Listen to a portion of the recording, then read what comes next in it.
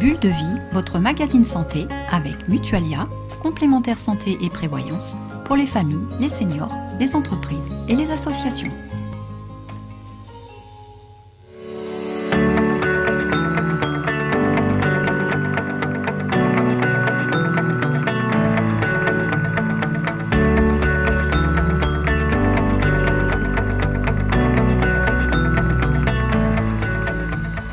Bonjour à tous et à toutes, j'ai le plaisir de vous retrouver pour ce nouveau numéro de Bulle de vie avec à mes côtés Catherine Picard.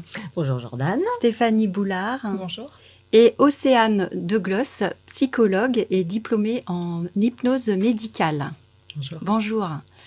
Alors Catherine, de quoi allons-nous parler aujourd'hui ?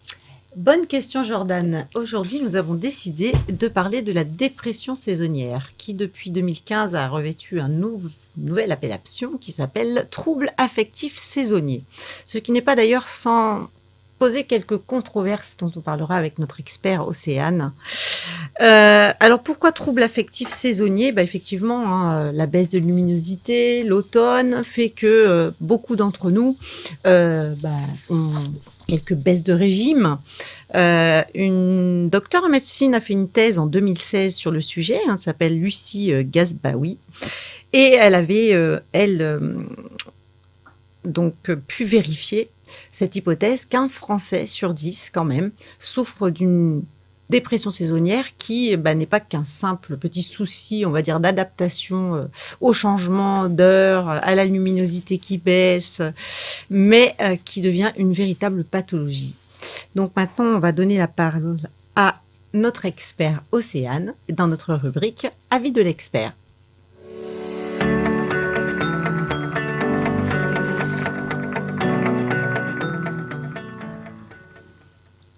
Alors Océane, qui est donc, merci d'être parmi nous aujourd'hui. Est-ce que vous pouvez définir en quelques mots ce qu'est donc ce fameux trouble affectif saisonnier ?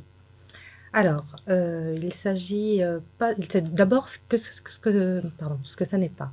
Donc, ce n'est pas une question de paresse ou de faiblesse de caractère. Vraiment, il faut faire attention à ça.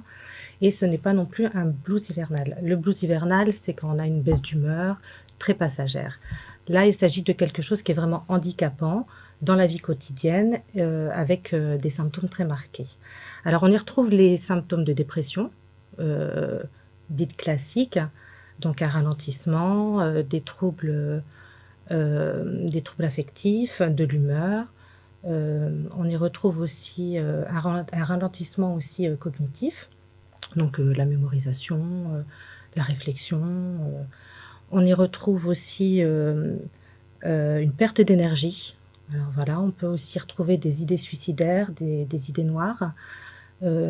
Mais surtout dans la dépression saisonnière automnale, ce qui est particulier, c'est que vraiment ça se manifeste au début de l'automne, donc septembre, octobre, novembre. Ça se termine à l'arrivée des beaux jours, au printemps. Ce qui est aussi ce qui est différent aussi, c'est de la dépression classique. Alors on va peut-être, pour argumenter un petit peu cette idée de différence entre la dépression classique et la dépression saisonnière, voir la première infographie concernant justement ces différences, afin de pouvoir commenter avec nos téléspectateurs donc ces symptômes qui peuvent être même carrément opposés, si on peut dire comme ça. Oui. Alors, c'est tout à fait ça. En fait, ce qui est très, très différent, c'est les troubles alimentaires. Dans la dépression classique, souvent, on retrouve quand même une perte d'appétit. Alors que dans la dépression saisonnière, dans le trouble affectif saisonnier, donc il y a une hyperphagie, donc les gens mangent beaucoup plus, avec une appétence particulière pour le sucré. Et au niveau des troubles du sommeil, on retrouve plutôt une hypersomnie, donc les gens dorment beaucoup plus, alors que dans la dépression classique, il y a plutôt une tendance à dormir un petit peu moins. Et puis ce sont surtout ces deux troubles, ces deux symptômes, donc l'hyperphagie et l'hypersomnie, qui caractérisent quand même la dépression, le trouble affectif saisonnier. Voilà, ce sont vraiment deux éléments majeurs. Alors que dans la dépression plus classique, c'est vraiment la tristesse, le retrait social, la faible estime de soi, voilà, qui sont en premier plan. Alors, on parle aussi de dépression estivale. Oui, oui. Alors, c'est un petit peu moins connu, en effet. Donc, dans la dépression estivale, donc les symptômes typiques sont plus rares. Par contre, on retrouve plutôt une perte d'appétit et de poids, à l'inverse de la dépression automnale, et puis une diminution de la durée de sommeil. Donc là, il semblerait que ce soit à cause aussi de l'ensoleillement, mais qui soit majoré par rapport au reste de l'année. Et cette dépression qui survient l'été, qui est quand même moins classique, la cause en fait, c'est le trop d'ensoleillement, la chaleur qui peut être difficile à supporter. Il semblerait que ce soit le trop d'ensoleillement en fait. D'accord. Ça serait la lumière aveuglante de l'été. Alors bon, j'ai quelques références, si jamais les téléspectateurs veulent après des références, je pourrais les mettre sur le site s'il y a des questions, évidemment. Donc, ça serait à cause de mécanismes physiopathologiques avec trop d'ensoleillement. Voilà, ça ne serait pas forcément la chaleur. Ok. Voilà.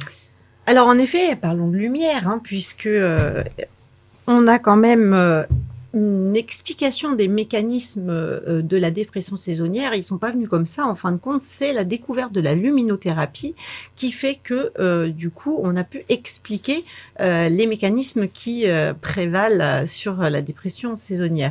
Parce que jusqu'à maintenant, c'était un petit peu flou. Et donc, Océane va nous expliquer via une infographie aussi qui montre un petit schéma des mécanismes mis en jeu dans la dépression saisonnière, afin que nos téléspectateurs puissent bien comprendre comment cela fonctionne. Alors, justement, ce qui est intéressant, c'est que, en fait, c'est la luminothérapie qui explique les mécanismes du trouble affectif saisonnier, parce que sinon, on n'a pas véritablement d'explication. Comme le dit Catherine, il n'y a pas véritablement de consensus et c'est ça qui est compliqué. C'est en remarquant que la luminothérapie avait des effets sur ces troubles-là qu'on a pu expliquer ce trouble affectif. Donc en fait, l'œil perçoit la lumière du soleil. Donc là, on a un schéma qui parle de la luminothérapie, mais c'est exactement le même principe, le même fonctionnement. Donc là, ces cellules ganglionnaires situées dans la rétine s'activent. Donc en fait, ça passe après dans le cerveau. Alors, c'est très synthétique, mon explication. Et puis, après, le cerveau, qui gère tout un tas de mécanismes, et notamment des hormones, en fait, il y a deux hormones particulières là, qui vont être affectées. Donc, nous avons d'un côté la sérotonine, qui est l'hormone qui gère, entre autres, l'humeur, le sommeil, qui gère aussi l'appétit. Et puis l'autre hormone qui est la mélatonine. Alors la mélatonine, c'est l'hormone qui est responsable du cycle veille-sommeil. Donc là, ces deux hormones-là vont être affectées dans la mesure où la sérotonine sera moins... il y aura moins de sérotonine, elle sera moins... sécrétée, voilà, merci. Elle sera moins sécrétée, donc c'est pour ça qu'on remarque des variations d'humeur, d'appétit. Et par contre, la mélatonine, elle, normalement, elle est sécrétée la nuit pour pouvoir favoriser le sommeil. Sauf que là, comme il y a moins de lumière, évidemment, elle est sécrétée en trop grande quantité. Voilà. Rappelons que la sérotonine est l'hormone de la bonne humeur, puisqu'elle est aussi utilisée comme principe actif de certains antidépresseurs. Alors, en effet, ça pose problème aussi par rapport au changement d'heure, puisque on voudrait nous imposer un changement d'heure unique et c'est ce qui fait un petit peu le sujet des controverses. Est-ce qu'on passe à l'heure d'été ou l'heure d'hiver? Parce que si on restait à l'heure d'été, ça veut dire qu'on serait dans le noir jusqu'à 10 heures.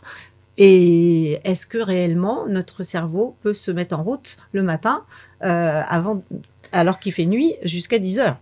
Alors justement, il y a aussi beaucoup d'études dans le domaine de la chronobiologie qui expliquent que l'heure d'hiver est quand même celle qui est la plus proche du rythme physiologique. Donc après, c'est une question aussi au niveau de la société, avec les horaires imposés, classiquement admises aujourd'hui, mais qui ne correspondent pas forcément au rythme biologique de chacun et de chacune, quoi. Donc le fait de caler une horaire pour tout le monde, effectivement, peut amener peut-être à davantage de dépression saisonnière. Oui, en tout cas, le fait que ce soit c'est des impératifs, oui. Alors, je pense effectivement que nos téléspectateurs connaissent la luminothérapie, hein, puisqu'on en parle quand même beaucoup. Effectivement, il y a énormément d'endroits où on peut trouver des lampes, mais c'est des lampes qui ne sont pas forcément avec des effets thérapeutiques. Donc, qu'est-ce qu'on pourrait conseiller à ces patients et quid de la luminothérapie dans le traitement de la dépression saisonnière? Alors, les lampes. Les lampes de luminothérapie, en effet, c'est vrai qu'il y a un grand marché. Là, on voit bien qu'il y a plein de personnes qui s'engouffrent dedans. Il y a plusieurs études aussi qui ont été menées. Il ne faut pas faire n'importe quoi. Il semblerait que ce qui est le plus communément admis, en fait, ce serait d'utiliser déjà des lampes avec des normes européennes. Alors déjà. Hein. Et puis, il y a un nombre de luxe à respecter. Donc, ce serait de s'exposer à des lampes d'une intensité lumineuse de 10 000 lux. Il y a des protocoles hein, quand même qui sont posés, qui sont importants. Ce serait plutôt le matin, évidemment. Des séances d'une demi-heure et d'y aller progressivement, de 10 à 15 minutes d'exposition au départ, hein, et puis d'augmenter jusqu'à une demi-heure. Qu'est-ce que vous pensez justement des luminettes, ces petites lunettes qu'on pose pendant 20 minutes, mais on peut rester actif et ça délivre de la lumière au niveau de la rétine? Alors, je ne connais pas. Je ne saurais pas quoi vous dire. D'accord. Parce qu'on a aussi les grands miroirs de lumière. Enfin, il y a plusieurs choix en fait dans ce qu'on peut conseiller peut-être. Alors ça, je ne saurais pas vous dire. La question que je me pose là comme ça spontanément, c'est quand même la distance avec l'œil. Alors, c'est un petit peu décalé, mais on est peut-être à une dizaine de centimètres. Alors, je ne connais pas. Alors, ce qu'il faut savoir quand même, c'est qu'une journée d'été ensoleillée est de 50 000 à 130 000 lux. Une journée d'hiver ensoleillée est de 2 000 à 20 000 lux, déjà naturellement. Oui. Donc, effectivement, après, voilà, il faut quand même un minimum de luxe pour reproduire cette luminosité qui est quand même importante. Et puis, il faut sortir de chez soi. Et voilà. Alors, c'est pour ça que quelques conseils peuvent être quand même très utiles pour accompagner la dépression saisonnière. On va voir notre troisième infographie donc sur ces quelques conseils qu'on peut ajouter à la luminothérapie pour aller mieux et puis pour faire en sorte d'accompagner nos téléspectateurs qui peuvent souffrir de ce symptôme, enfin de ce trouble, dirons-nous. Oui. Donc, ces conseils, c'est évidemment, comme vous venez de le dire, là, chacune, c'est de sortir. Alors, bon, je le dis comme si c'était évident et facile pour tout le monde, accessible. On verra tout à l'heure que ce n'est pas si simple. Donc, c'est de sortir. Alors, l'activité physique aussi favorise quand même le bien-être. Ça, de toute façon, dans toutes les dépressions, hein, d'une façon générale. Donc, vous pouvez sortir, faire de l'activité physique, seul ou accompagné, parce qu'il y a aussi le lien social qui est très important, oui. Voilà, donc entre amis, en famille, voilà. Et puis, ce qui est important aussi, donc, c'est l'apport de vitamine D. On peut s'aider d'huile essentielle et l'alimentation. Alors, l'alimentation, une alimentation saine, mais vous pouvez aussi enrichir en oméga 3.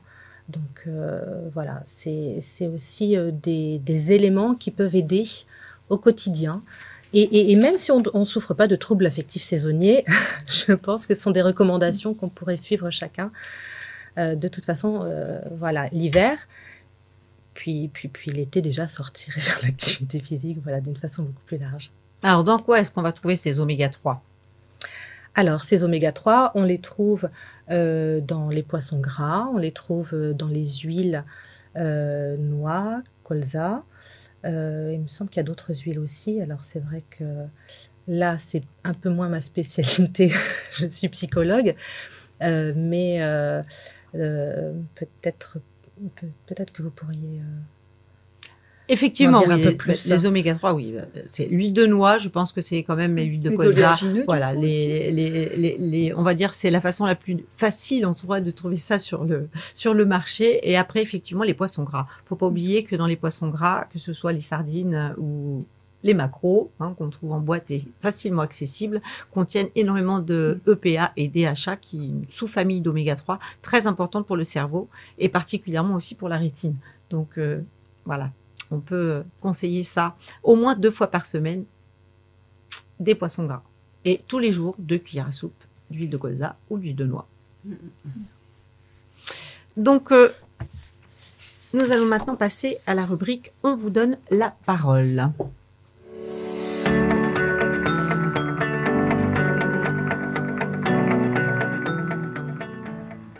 Et là, nous avons une question de Mélanie, 36 ans, Jordan.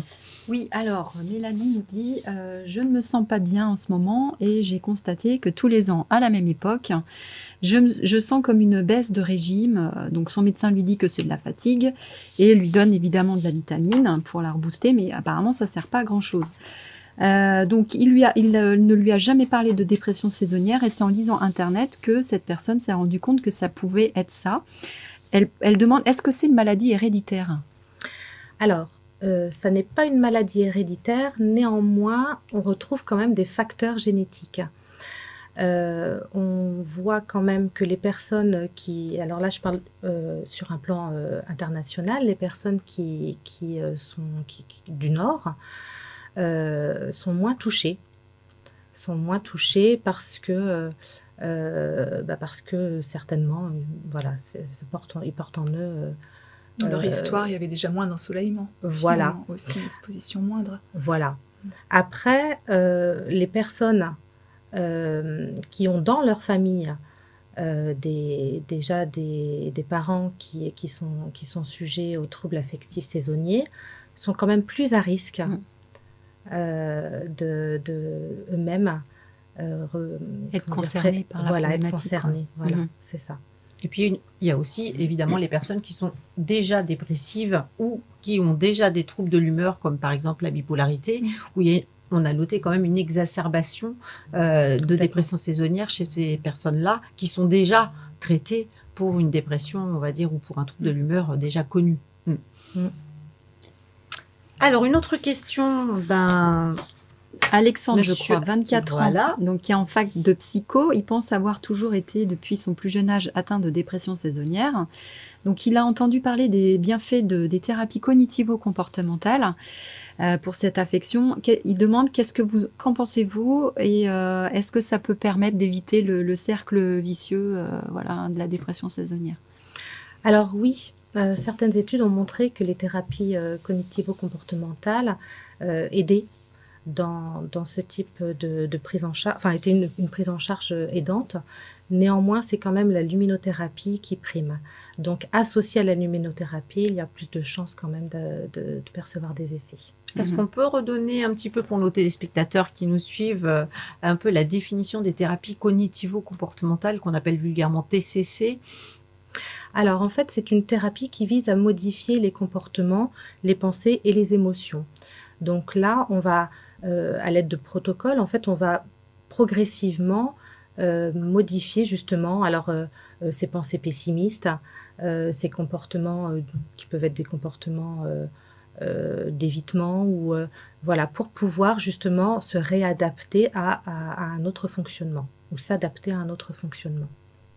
En thérapie cognitivo-comportementale, on pense toujours que c'est la pensée qui entraîne l'émotion et l'émotion qui entraîne le comportement. Donc, si on change la pensée, on change donc l'émotion et donc on change le comportement.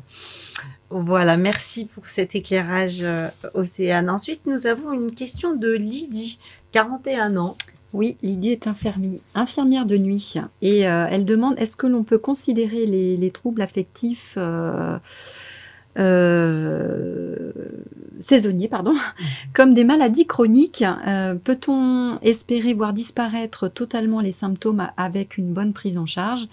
Et plus particulièrement, concernant ce trouble, est-ce qu'il touche davantage certaines professions comme les personnes qui travaillent de nuit ? Alors, est-ce que ce trouble est chronique? Parce qu'il y avait plusieurs questions. Hein. Oui, c'est ça, elle est un peu longue, cette... C'est ça. Alors, Lydie, oui, ce trouble est chronique dans la mesure où il se manifeste tous les ans. Voilà. Est-ce qu'on peut voir disparaître totalement les symptômes? C'est ça? Oui, c'est ça, avec une bonne prise en charge. Avec une bonne prise en charge. Alors, complètement, je ne sais pas exactement parce que ça dépend évidemment des effets des thérapies sur chacun. Après, Lydie, vous avez 41 ans. Alors, on sait aussi que les femmes ménopausées sont un petit peu moins touchées que les femmes réglées. Pourquoi? Parce qu'il s'agit de questions d'hormones. Donc, on voit qu'à la ménopause, la prévalence homme-femme s'équilibre, contrairement à la période quand les femmes sont réglées. Donc, ça peut aussi jouer. Après aussi, pareil, d'une année sur l'autre, de toute façon, ce que vous aurez utilisé et qui fonctionnera, moi, je vous conseille quand même de le réutiliser. Si la luminothérapie est très, très efficace, réutilisez votre lumière l'année suivante. Hein. Et est-ce qu'il y a des professions qui sont plus touchées que d'autres? Alors, des professions plus touchées que d'autres, eh bien, oui, déjà, toutes les personnes qui travaillent dans un environnement sans fenêtre, sans lumière. Par exemple, les gens qui travaillent...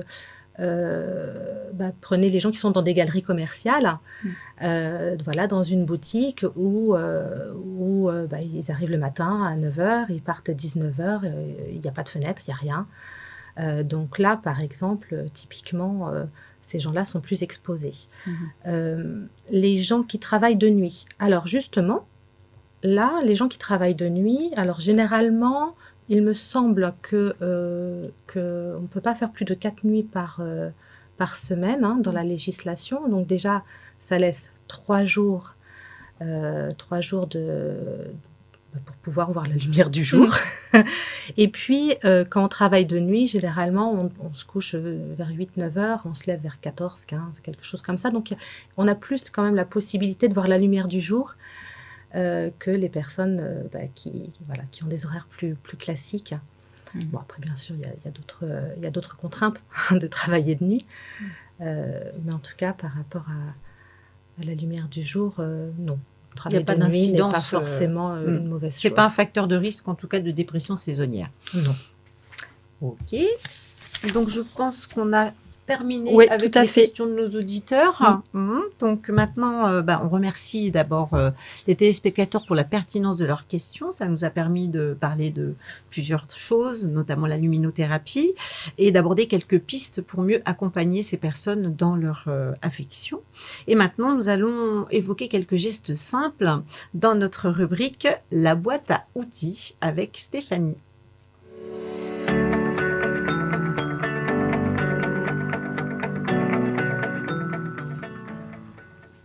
Alors Stéphanie, est-ce que vous pouvez nous rappeler un petit peu en quoi consiste la réflexologie? Oui, bien sûr.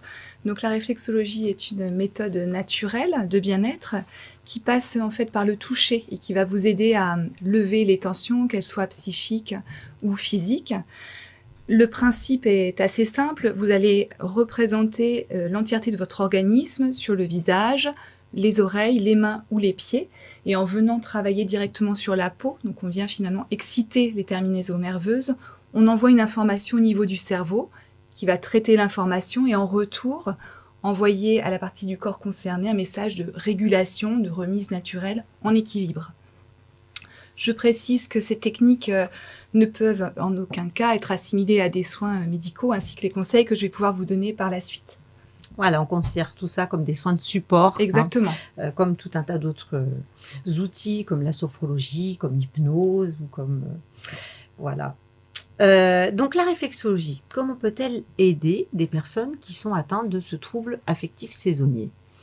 Bien, alors on va accompagner les personnes effectivement qui souffrent du trouble affectif saisonnier, mais aussi on va agir en prévention pour prévenir l'apparition de ces symptômes. La réflexologie va aider en priorité à relancer l'organisme, à le redynamiser. On est dans une période hivernale où naturellement on se cale avec la saison, où les organismes ralentissent, on a besoin de davantage de sommeil. Mais pour autant, À partir du moment où ça devient, comme vous disiez, Océane, handicapant pour effectuer sa journée de travail, pour réaliser ses activités quotidiennes, là, il est important d'agir. Et la réflexologie va vous aider dans ce sens-là à redonner de l'entrain, du dynamisme, de l'envie, d'augmenter aussi la libido, d'agir sur le transit. On a un transit aussi qui peut être modifié. On sait quand il y a une atteinte psychique, il y a des liens neuronaux qui font que le transit est perturbé, mais dans l'autre sens, c'est valable aussi. En équilibrant le microbiote, on a un impact sur la sphère psychique. On va aussi, avec la réflexologie, améliorer la qualité d'un sommeil plus récupérateur. Et puis, on va baisser aussi le niveau de stress, réguler l'humeur et l'anxiété qui est très présente dans ce trouble saisonnier. Et oui, et c'est pas nouveau d'ailleurs, Stéphanie, puisqu'Hippocrate, 400 ans avant Jésus-Christ, nous disait qu'il y avait 4 humeurs et 4 saisons. Oui, tout à fait. Et c'est le docteur Norman Rosenthal en 1984 qui a été le premier à faire le lien justement entre la lumière et ses troubles mentaux. Et du coup, on lui doit quand même cette découverte en fait de ce. Voilà. Donc on va aller un petit peu plus loin dans cette prise en charge en réflexologie avec quelques démonstrations. Tout à fait. Vous allez nous proposer quelques petits exercices que nous allons pouvoir pratiquer tous ensemble ici sur le plateau. Donc je vais vous proposer, et vous à la maison d'ailleurs, à la maison aussi, on va venir combiner 3 techniques pour avoir un impact plus fort au niveau du système nerveux. On va commencer par la réflexologie auriculaire. Donc je vous ai amené une oreille et vous allez avoir une image à l'écran qui va vous définir 4 zones intéressantes pour leur impact au niveau psycho-émotionnel. Vous avez des numéros. L'idée, c'est d'essayer de suivre l'ordre que je vous donne là. Donc, vous voyez tout en haut de l'oreille, vous avez le numéro 1, petit point vert, dans une espèce de cavité. Vous allez poser le pouce dans la cavité et l'index derrière. Il faut avoir un contre-appui. Pour pouvoir avoir un effet, il faut déclencher ce qu'on appelle l'arc réflexe. Donc, il faut avoir un appui suffisamment présent, on va dire, entre l'inconfort, voire une légère douleur, et venir poncturer dans cette petite cavité ce point qu'on appelle le point de stress. Vous allez appliquer 30 secondes de poncture.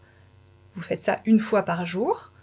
Et vous allez observer assez rapidement un relâchement dans les minutes qui suivent la poncture du point. En suivant ce point, vous allez venir au niveau de l'oreille, attraper cette protubérance qui est entre l'oreille et le visage. Je ne sais pas si on voit bien à l'écran, ici. Vous allez placer le pouce derrière, l'index en contre-appui, et venir sur l'arrière dans l'intention. C'est pour ça que c'est orange sur l'image que vous voyez à l'écran. C'est l'arrière de l'oreille qu'on vient poncturer. On a ici un grand carrefour émotionnel. Donc on va faire 30 secondes, encore une fois, les 2 oreilles en même temps, un appui assez présent. On suivra, c'est bon pour vous. On va voir les yeux toutes rouges. Oui, mais ça fait du bien, vous allez voir. On va ensuite venir au niveau du lobe. Si on quadrille le lobe, on va venir se positionner à peu près au centre. Pareil, on va utiliser l'index ou le pouce devant, un autre doigt en contre-appui et venir faire une poncture assez soutenue. Ce point, on l'appelle le point de détente. C'est un point maître sensoriel qui regroupe toutes les aires du cerveau. Il est hyper intéressant, même pour la concentration, la motivation. Grand point de détente. À venir poncturer. Donc, on enlèvera souvent les boucles d'oreilles, ça sera mieux. C'est là où il y a la boucle finalement. Le point de l'oreille. Et on appuie encore une trentaine de secondes. On finira sur un dernier point, juste au-dessus du lobe. Vous allez avoir une espèce de petite bosse et vous allez l'attraper entre 2 doigts. Je montre à l'écran cette petite bosse juste au-dessus du lobe là. Vous allez l'attraper entre 2 doigts et plutôt que de venir faire un point, vous allez travailler le haut de cette bosse, le devant, l'arrière. On est sur un grand point qui va booster l'organisme, qui va vous aider à être moins sensible à cet état de fatigue hivernale. Relance de vitalité. Et là, on vient masser 30 secondes. On déclenche l'arc réflexe avec un appui assez soutenu. Voilà pour la réflexologie auriculaire. Vous voyez, en 4 points, 30 secondes chacun par jour. On est à 2 minutes de stimulation. Et l'avantage de la réflexologie auriculaire, c'est que les plages réflexes de l'oreille sont très proches du cerveau. Exactement. Donc l'action est très rapide puisque il n'y a pas les neurones sont des câbles électriques. Hein, oui. Et donc le câble électrique est très court entre l'oreille et le cerveau. Donc tout à effectivement, et là on a quand même beaucoup d'études là pour le coup. Oui, oui. Autant on en a moins sur le pied, sur les mains, mais alors sur l'oreille par contre, là il y a quand même de la littérature. C'est une pratique qui est validée d'ailleurs par l'Organisme mondial de la santé. Hein. Voilà, et qui est en plus pratiquée par les médecins, donc ce qui nous arrange bien par rapport au fait qu'on ait quand même des explications théoriques assez précises là-dessus. Exactement. Je vous propose une deuxième pratique. On va venir travailler sur le visage. Vous allez avoir de nouveau une image sur votre écran. 2 zones très simples à stimuler. Encore une fois, 30 secondes par zone. Vous allez venir chauffer vos mains, tout simplement, et frotter la zone du front. La zone du front parce qu'on va retrouver au niveau de la cartographie une zone de tête, donc avec le cerveau, les glandes, comme l'hypothalamus, l'hypophyse. On va avoir tout un système digestif sur le haut du front, mais aussi ce qu'on appelle les reins énergétiques qui vont être à ce niveau-là, qui vont relancer la vitalité.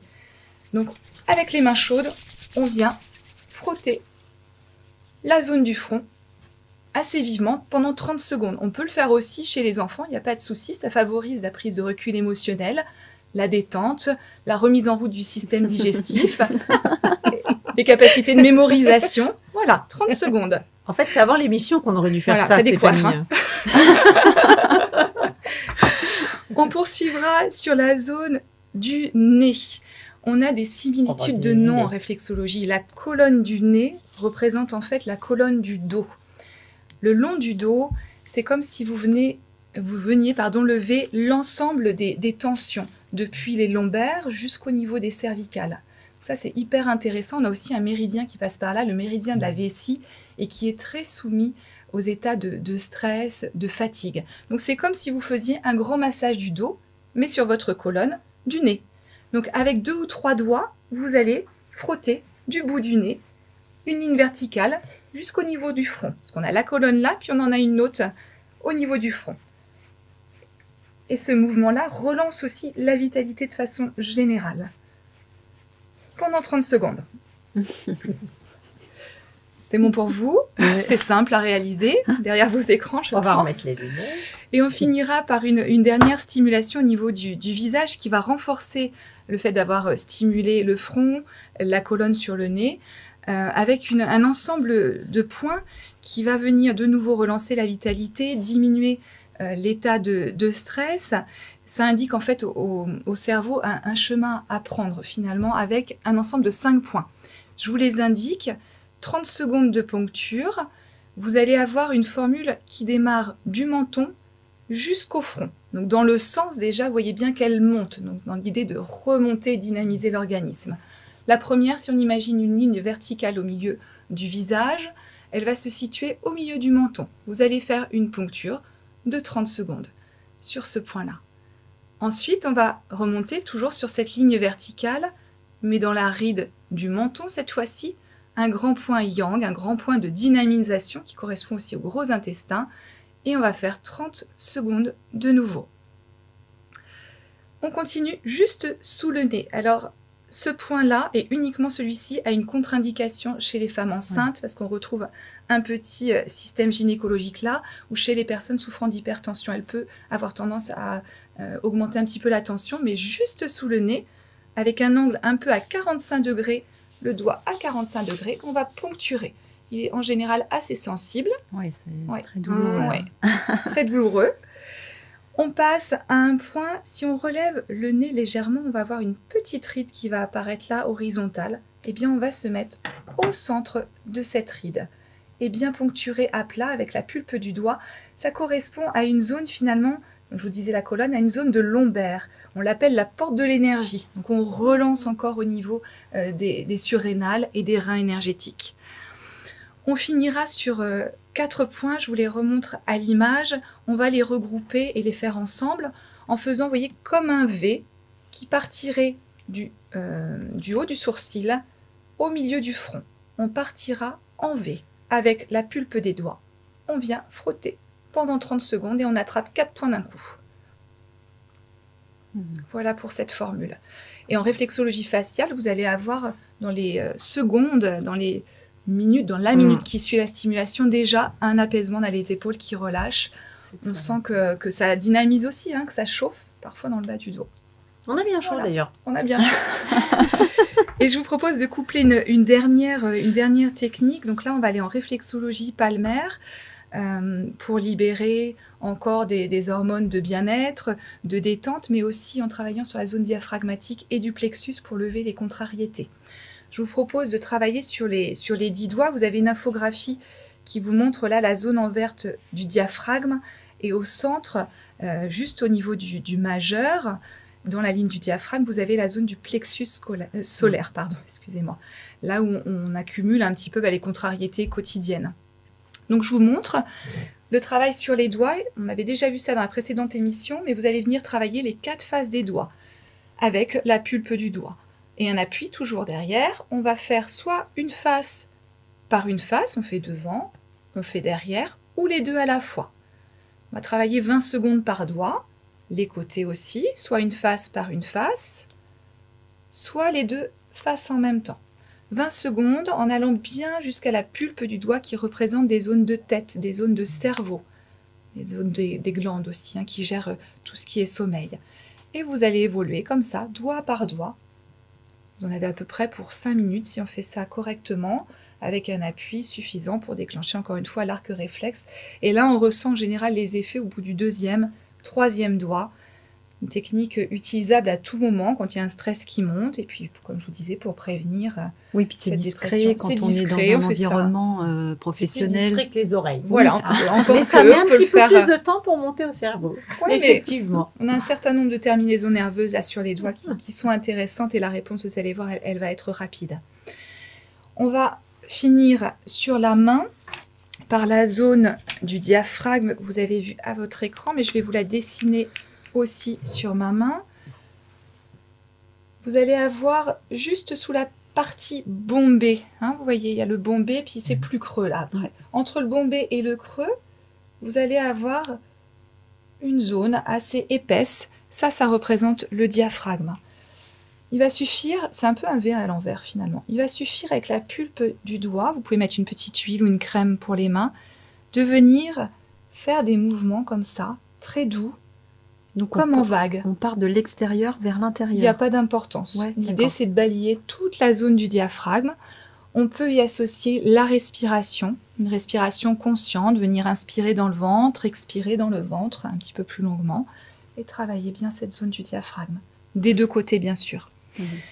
Et on viendra au niveau du majeur, dans la zone du diaphragme, travailler la zone précisément du plexus solaire, avec des appuis très doux, une dizaine au centre. On est bienveillant, on est doux avec cette zone des contrariétés. On vient les lever par ces petits appuis-là. Une dizaine. Et vous faites ça des deux côtés. Donc vous voyez, c'est assez simple. Tous les jours, 2 minutes sur les oreilles, environ 2 minutes sur le visage, sachant que la formule de points, je ne vous l'ai pas précisé, mais vous la ferez 1 fois ou 2 par semaine, ça suffit. Il faut laisser autant le temps au cerveau de réguler l'information, ça ne sert à rien de la faire tous les jours. Et puis sur les mains, à peu près 5-6 minutes par jour aussi. Donc chacun va piocher ce qui l'intéresse finalement dans ce que je vous propose. Belle découverte. Merci Stéphanie pour toutes ces exercices que tout le monde peut pratiquer au quotidien. Effectivement, c'est simple. Au moins, on a tous des oreilles, on a tous des mains et on a tous des pieds. Bon, les pieds, c'est plus difficile à attraper. On verra dans une prochaine émission les pieds, ça sera sympa. Voilà. Donc, nous allons maintenant laisser la parole à Jordan et passer à notre rubrique Agenda, qui va nous...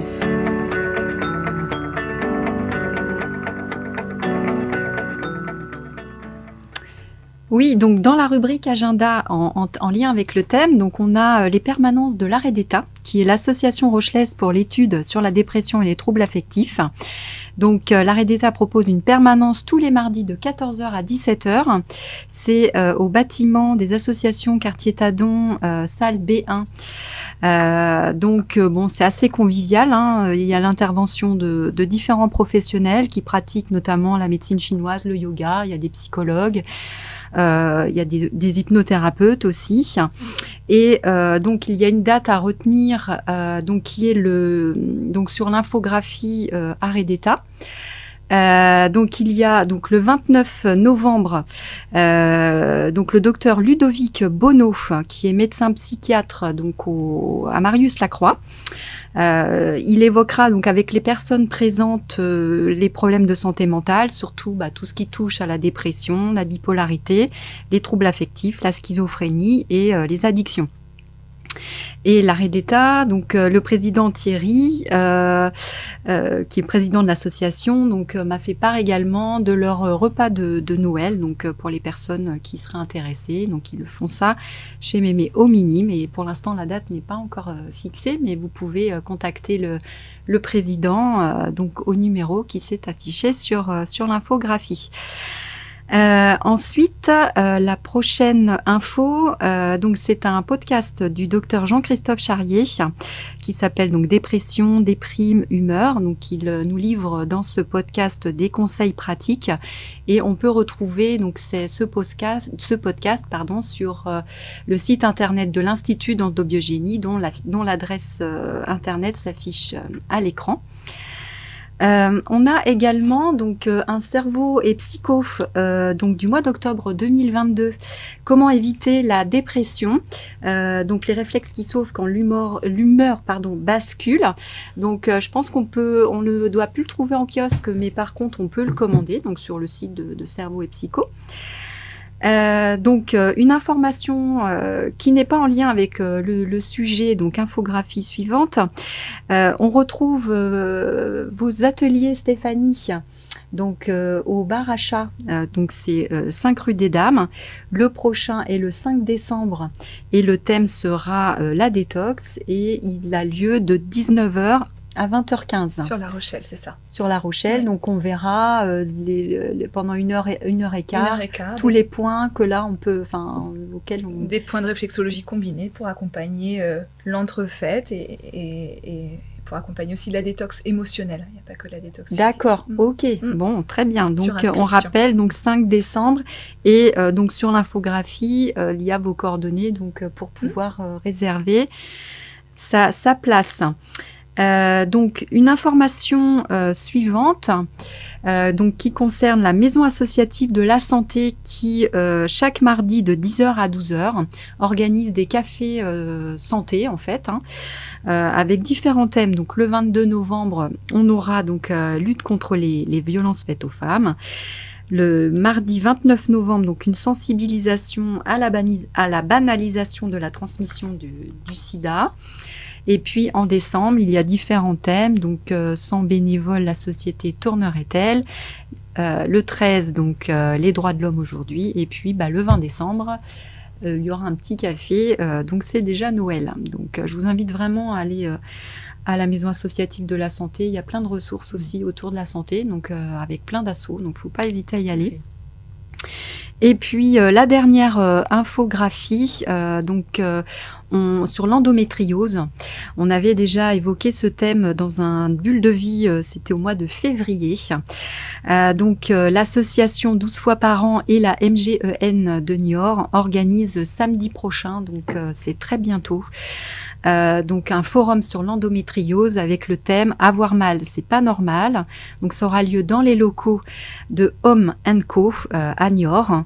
Donc toute cette journée sera consacrée à des conférences, des ateliers bien-être. Il y aura des stands également toute la journée. Je rappelle également que cette association 12 fois par an donc organise également des ateliers mensuels. Et donc ça c'est très intéressant, donc il ne faut pas hésiter à y aller avec des professionnels là aussi, des ostéopathes, des kinés, des psychologues aussi. Il y aura aussi un stage l'année prochaine au terme de Saujon, donc un stage endométriose adénomiose. Et puis voilà, donc j'en ai fini avec mon agenda. Juste l'arrêt d'état, j'ai oublié tout à l'heure de mentionner que il y avait... non, je l'ai dit. Donc j'en ai fini avec mon agenda, Catherine. Eh bien, merci Jordan. Et on va remercier Stéphanie, bien sûr, pour ces outils pratico-pratiques qui sont, ma foi, fort intéressants. Et notre expert, donc Océane de Gosse, que vous pourrez retrouver aussi. Donc, vous pourrez retrouver les coordonnées donc sur le site, enfin, en tout cas, sur oui, puis il y a une infographie. Voilà, sur une infographie. Et on se donne rendez-vous le 15 décembre pour une prochaine bulle de vie, alors qui sera un petit peu plus joyeux, puisque nous allons parler du yoga du rire, avec un thème « Déridons-nous en cette fin d'année ». Merci à tous et à une prochaine fois. Et prenez soin de vous.